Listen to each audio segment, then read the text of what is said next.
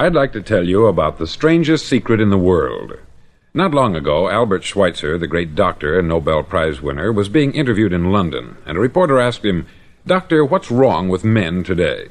The great doctor was silent a moment, and then he said, "Men simply don't think." And it's about this that I want to talk with you.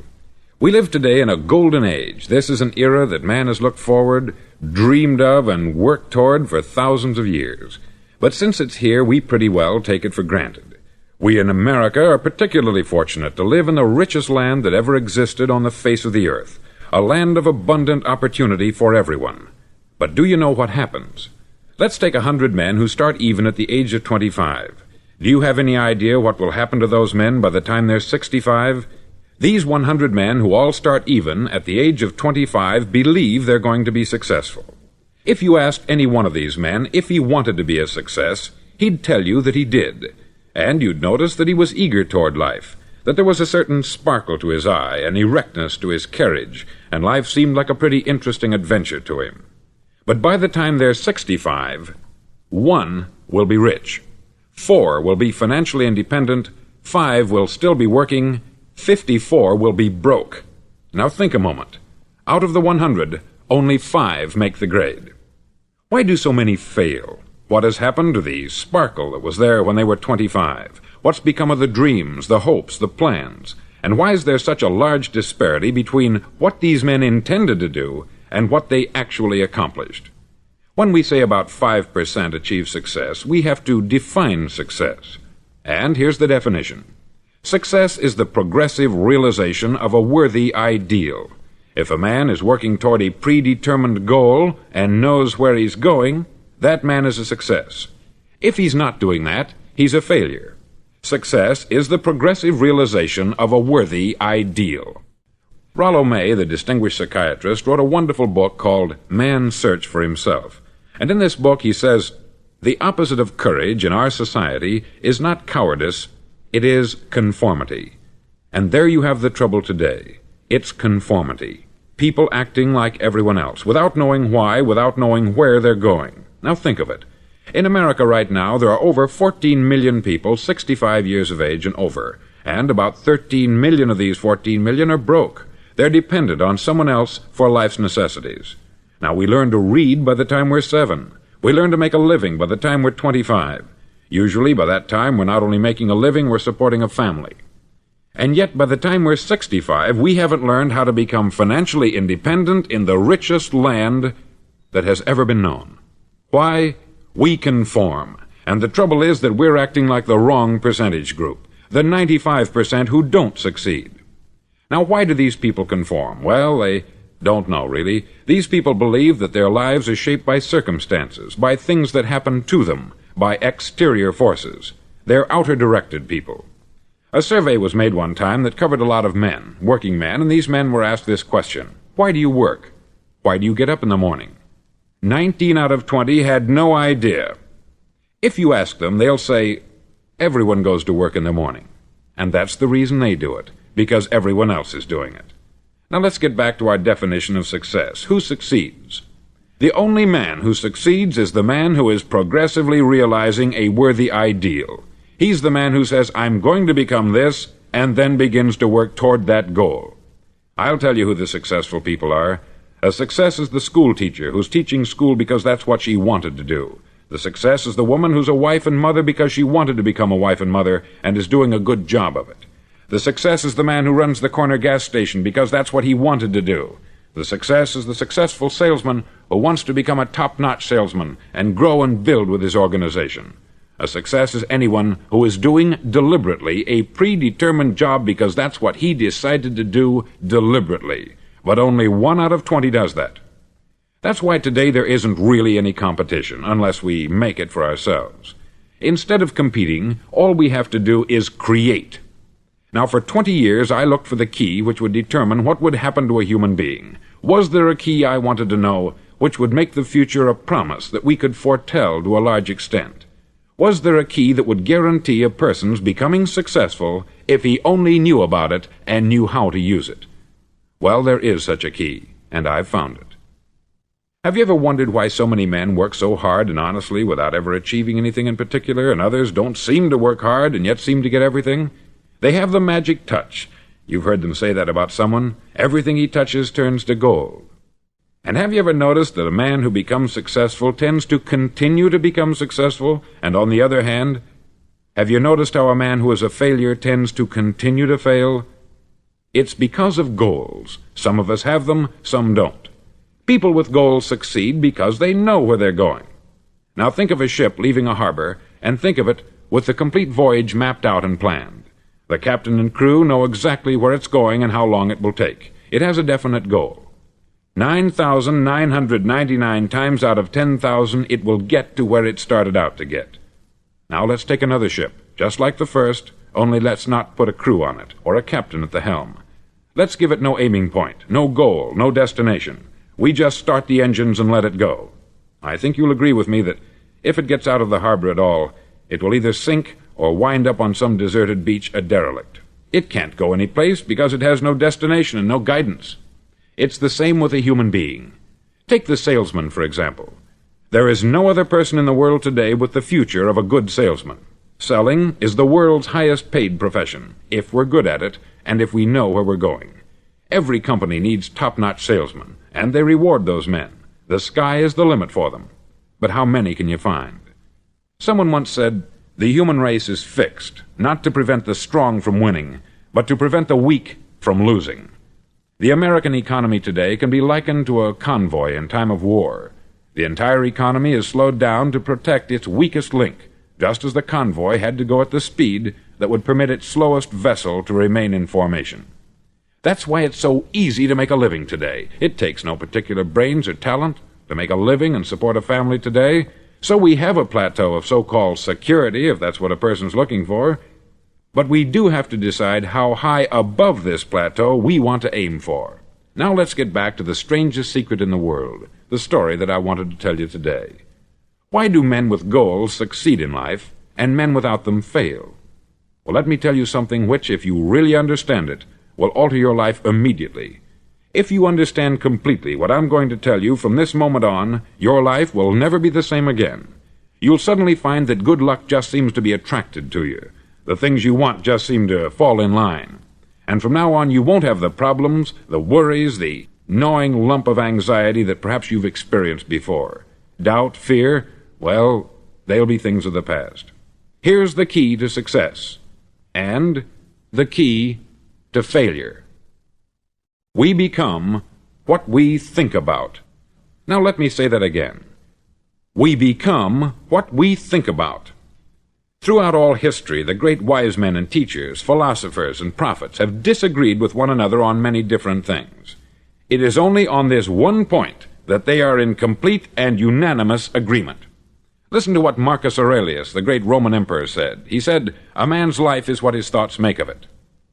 Disraeli said this, "Everything comes if a man will only wait. I have brought myself by long meditation to the conviction that a human being with a settled purpose must accomplish it, and that nothing can resist a will that will stake even existence for its fulfillment." Ralph Waldo Emerson said this, "A man is what he thinks about all day long." William James said, "The greatest discovery of my generation is that human beings can alter their lives by altering their attitudes of mind." And he also said, "We need only in cold blood act as if the thing in question were real, and it will become infallibly real by growing into such a connection with our life that it will become real. It will become so knit with habit and emotion that our interest in it will be those which characterize belief." He also said this, "If you only care enough for a result, you will almost certainly attain it. If you wish to be rich, you will be rich. If you wish to be learned, you will be learned. If you wish to be good, you will be good. Only you must then really wish these things, and wish them exclusively, and not wish at the same time 100 other incompatible things just as strongly." In the Bible you read, in Mark 9:23, "If thou canst believe, all things are possible to him that believeth." Dr. Norman Vincent Peale said this, "This is one of the greatest laws in the universe. Fervently do I wish I had discovered it as a very young man. It dawned upon me much later in life, and I've found it to be one of the greatest, if not my greatest discovery, outside of my relationship to God. And the great law, briefly and simply stated, is that if you think in negative terms, you'll get negative results. If you think in positive terms, you will achieve positive results. That is the simple fact which is at the basis of an astonishing law of prosperity and success. In 3 words, believe and succeed. William Shakespeare put it this way: "Our doubts are traitors, and make us lose the good we oft might win, by fearing to attempt." George Bernard Shaw said, "People are always blaming their circumstances for what they are. I don't believe in circumstances. The people who get on in this world are the people who get up and look for the circumstances they want, and if they can't find them, make them." Well, it's pretty apparent, isn't it? And every person who discovered this for a while believed that he was the first one to work it out. We become what we think about. Now, it stands to reason that a person who's thinking about a concrete and worthwhile goal is going to reach it, because that's what he's thinking about. And we become what we think about. Conversely, the man who has no goal, who doesn't know where he's going, and whose thoughts must therefore be thoughts of confusion and anxiety and fear and worry, becomes what he thinks about. His life becomes one of frustration, fear, anxiety, and worry. And if he thinks about nothing, he becomes nothing. Now, how does it work? Why do we become what we think about?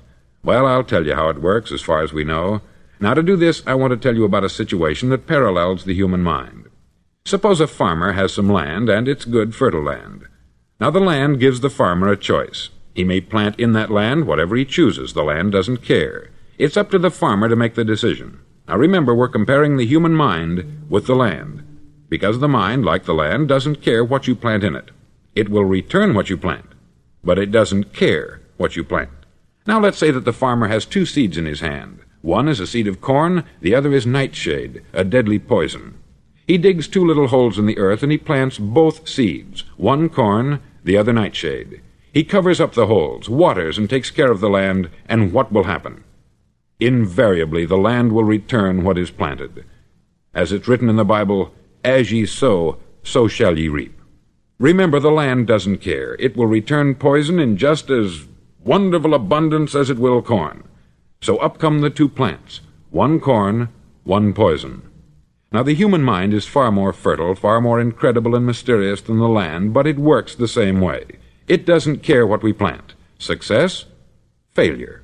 A concrete, worthwhile goal, or confusion, misunderstanding, fear, anxiety, and so on.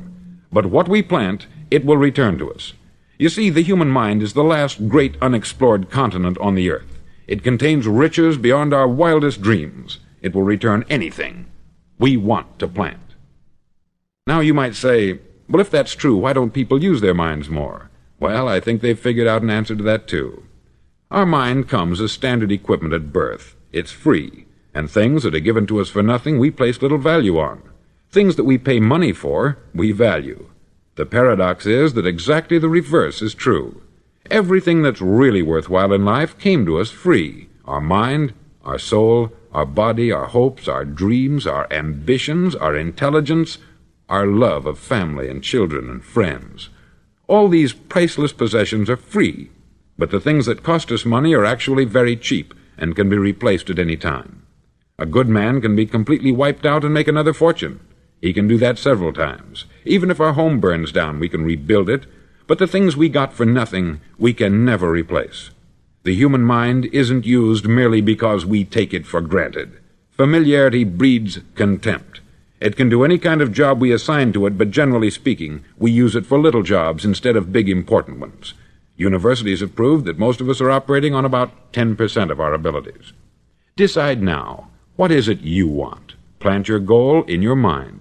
It's the most important decision you'll ever make in your entire life. Do you want to be an outstanding salesman, a better worker at your particular job? Do you want to go places in your company, in your community? All you've got to do is plant that seed in your mind. Care for it. Work steadily toward your goal, and it will become a reality. It not only will, there's no way that it cannot. You see, that is a law, like the laws of Sir Isaac Newton, the laws of gravity. If you get on top of a building and jump off, you'll always go down. You'll never go up. And it's the same with all the other laws of nature. They always work, they're inflexible. Think about your goal in a relaxed, positive way. Picture yourself in your mind's eye as having already achieved this goal. See yourself doing the things you will be doing when you've reached your goal. Ours has been called the phenobarbital age, the age of ulcers and nervous breakdowns. At a time when medical research has raised us to a new plateau of good health and longevity, far too many of us worry ourselves into an early grave trying to cope with things in our own little personal ways, without learning a few great laws that will take care of everything for us. These things we bring on ourselves through our habitual way of thinking. Every one of us is the sum total of his own thoughts. He is where he is because that is exactly where he really wants to be, whether he'll admit that or not. Each of us must live off the fruit of his thoughts in the future, because what you think today and tomorrow, next month and next year, will mold your life and determine your future. You're guided by your mind. I remember one time I was driving through Arizona and I saw one of those giant earth-moving machines roaring along the road at about 35 miles an hour with what looked like 20 tons of dirt in it, a tremendous, incredible machine, and there was a little man perched way up on top with the wheel in his hands guiding it. And as I drove along, I was struck by the similarity of that machine to the human mind. Just suppose you're sitting at the controls of such a vast source of energy. Are you going to sit back and fold your arms and let it run itself into a ditch? Or are you going to keep both hands firmly on the wheel and control and direct this power to a specific, worthwhile purpose? It's up to you. You're in the driver's seat. You see, the very law that gives us success is a two-edged sword. We must control our thinking. The same rule that can lead a man to a life of success, wealth, happiness, and all the things he's ever dreamed of for himself and his family, that very same law can lead him into the gutter. It's all in how he uses it, for good or for bad. This is the strangest secret in the world. Now, why do I say it's strange, and why do I call it a secret? Actually, it isn't a secret at all. It was first promulgated by some of the earliest wise men, and it appears again and again throughout the Bible. But very few people have learned it, understand it.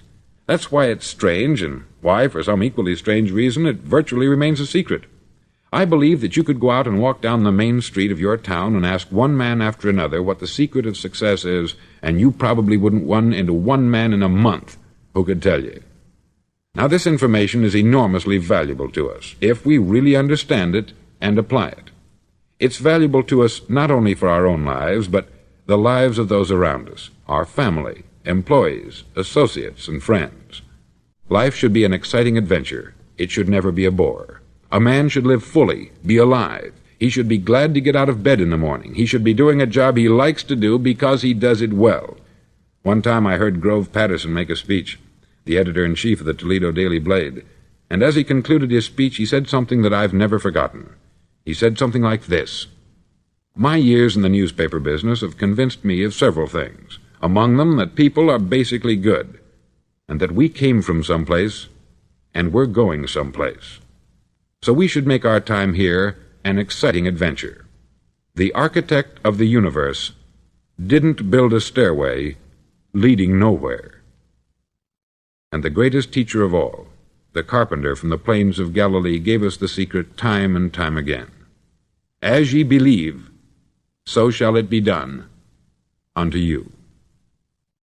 I've explained the strangest secret in the world and how it works. Now I want to explain how you can prove to yourself the enormous returns possible in your own life by putting this secret to a practical test. I want you to make a test that will last 30 days. Now, it isn't going to be easy. If you'll give it a good try, it will completely change your life for the better. Back in the 17th century, Sir Isaac Newton, the English mathematician and natural philosopher, gave us some natural laws of physics which apply as much to human beings as they do to the movement of bodies in the universe. Now, one of these laws is that for every action, there is an equal and opposite reaction. Simply stated, as it applies to you and me, it means we can achieve nothing without paying the price. The results of your 30-day experiment will be in direct proportion to the effort you put forth. To be a doctor, you must pay the price of long years of difficult study.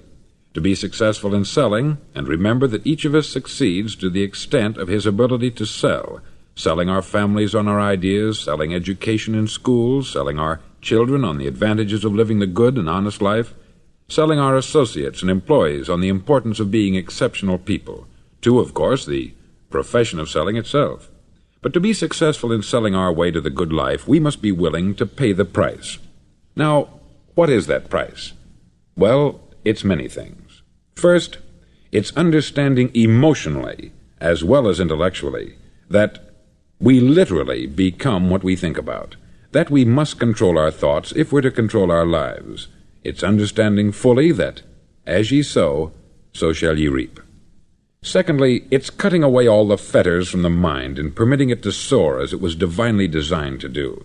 It's the realization that your limitations are self-imposed, and that the opportunities for you today are enormous beyond belief. It's rising above narrow-minded pettiness and prejudice.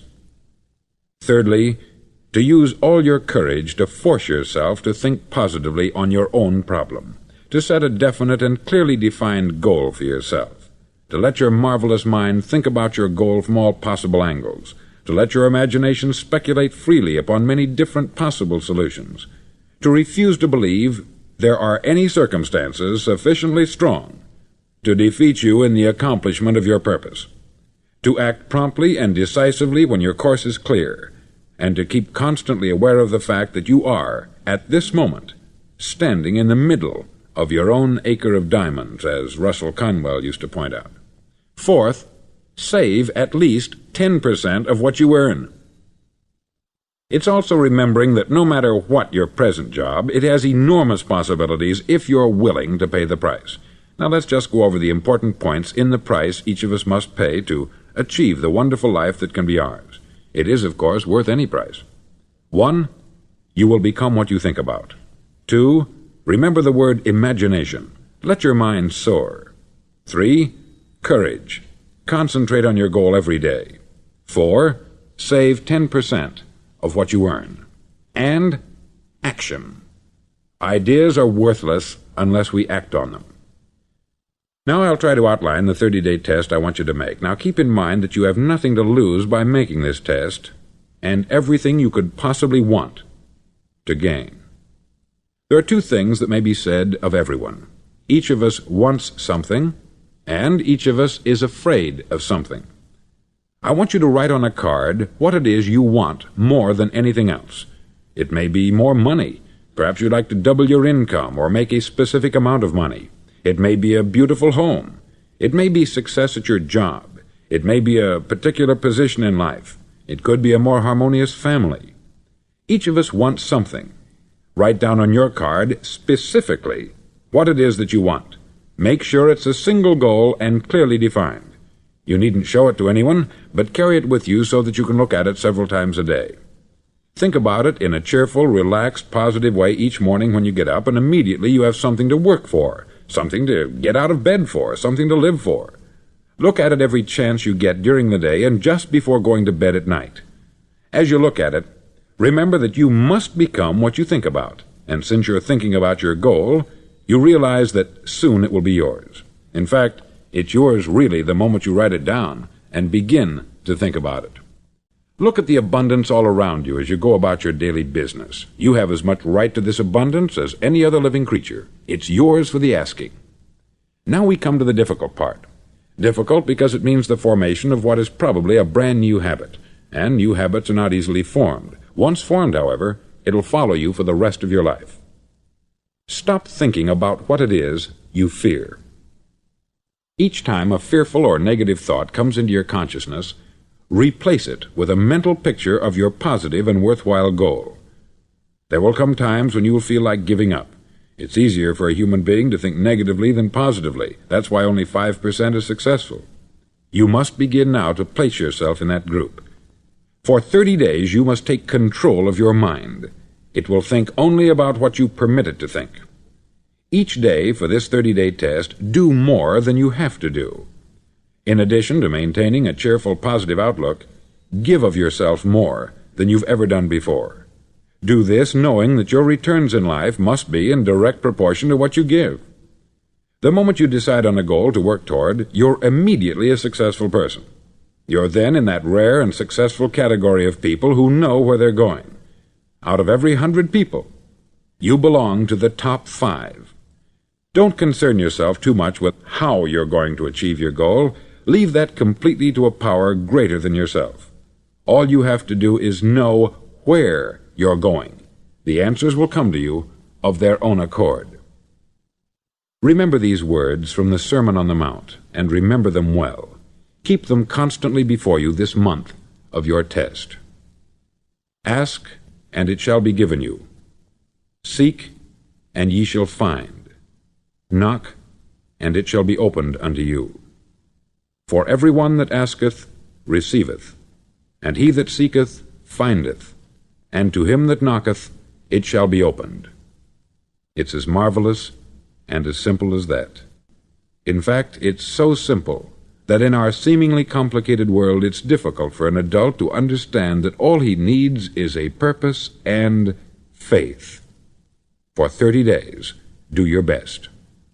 If you're a salesman, go at it as you've never done before, not in hectic fashion, but with the calm, cheerful assurance that time well spent will give you the abundance in return you deserve and want. No matter what your job, do it as you've never done it before for 30 days. And if you've kept your goal before you every day, you'll wonder and marvel at this new life you've found. Dorothea Brand, outstanding editor and writer, discovered it for herself and tells about it in her fine book, Wake Up and Live. Her entire philosophy is reduced to the words, act as though it were impossible to fail. She made her own test with sincerity and faith, and her entire life was changed to one of overwhelming success. Now you make your test for 30 full days. Don't start your test until you've made up your mind to stick with it. You see, by being persistent, you're demonstrating faith. Persistence is simply another word for faith. If you didn't have faith, you would never persist.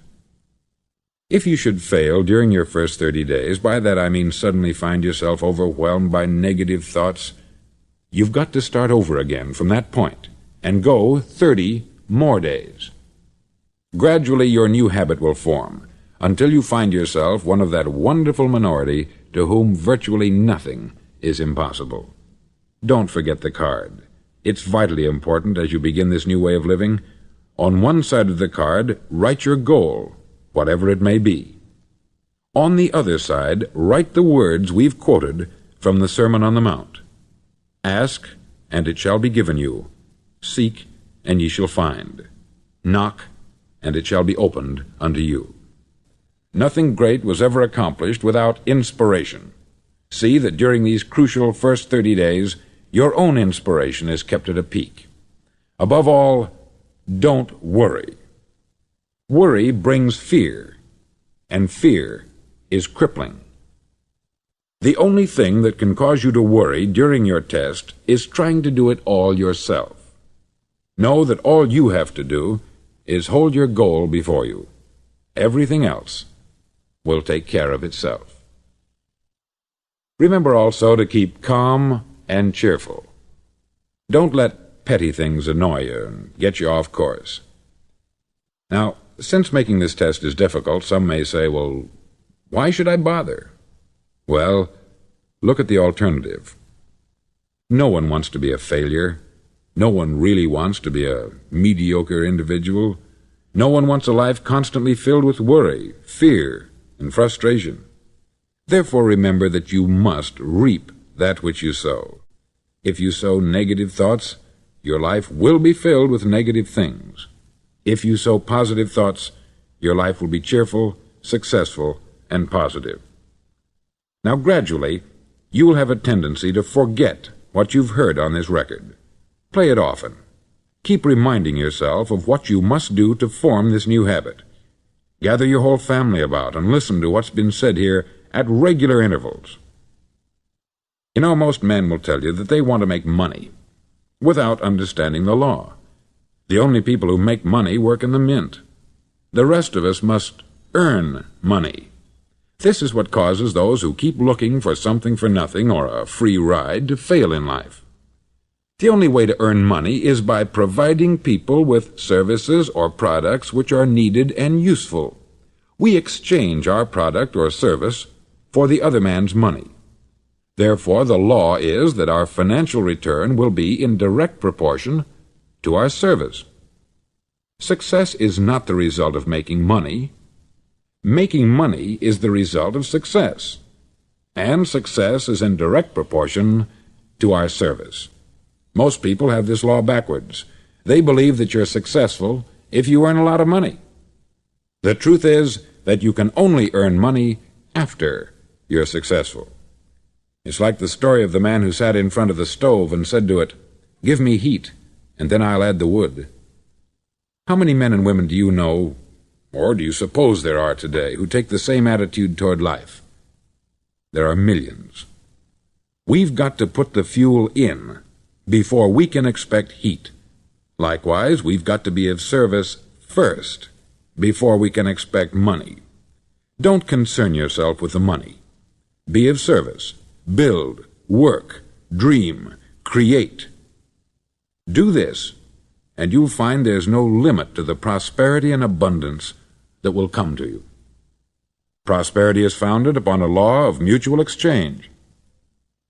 Any person who contributes to prosperity must prosper in turn himself. Sometimes the return will not come from those you serve, but it must come to you from someplace, for that is the law.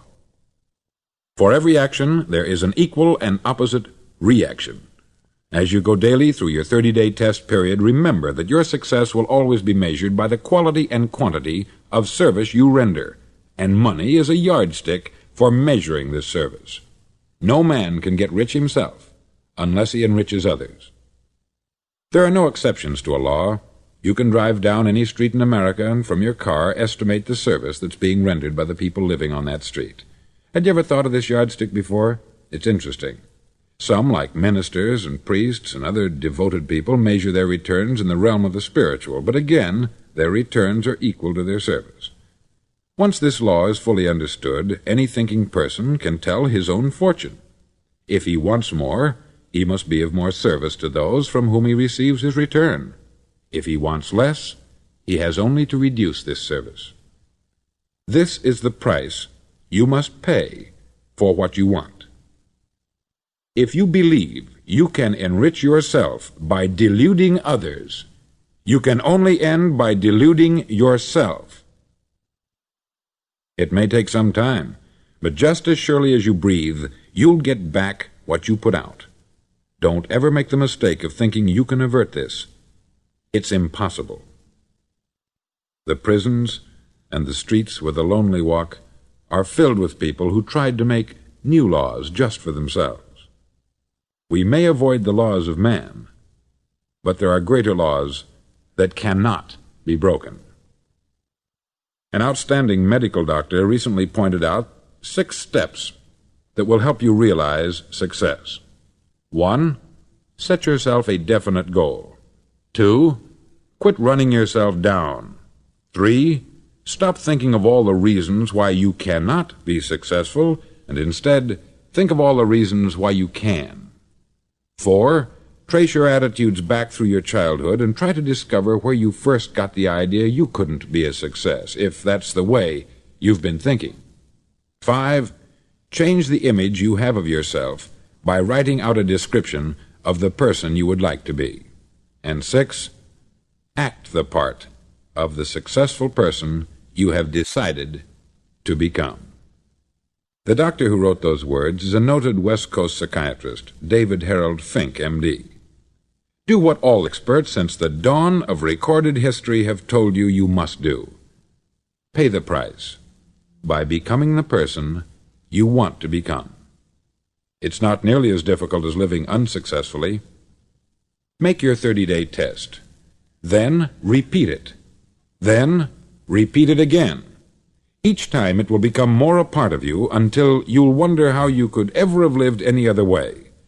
Live this new way, and the floodgates of abundance will open and pour over you more riches than you may have dreamed existed. Money? Yes, lots of it. But what's more important, you'll have peace. You'll be in that wonderful minority who lead calm, cheerful, successful lives. Start today. You have nothing to lose, but you have a life to win.